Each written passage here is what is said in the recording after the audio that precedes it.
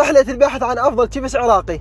هذا التشيبس الأول طبعا ويانا السيد الوالد راح يقيم. قيم 9 من 10.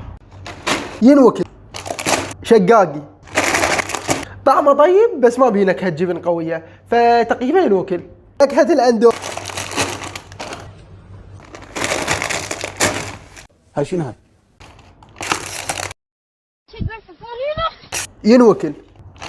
هاي شنو هاي؟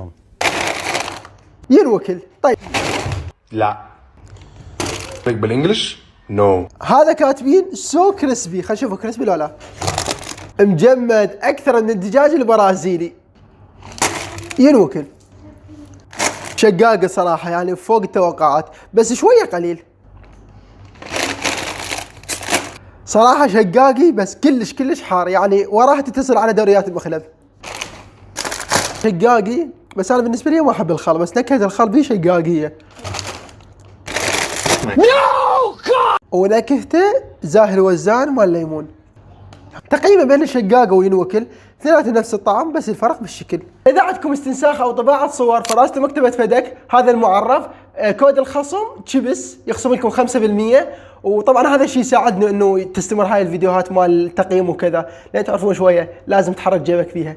طبعا اكيد هاي جزء من الاكباس العراقية. اذا باكم فكرة تقييم ثانية اكتبوا لنا اياها في التعليقات، او تردون نكمل باقي الاكباس هم اكتبوا لنا بالتعليقات. وبس هذا كان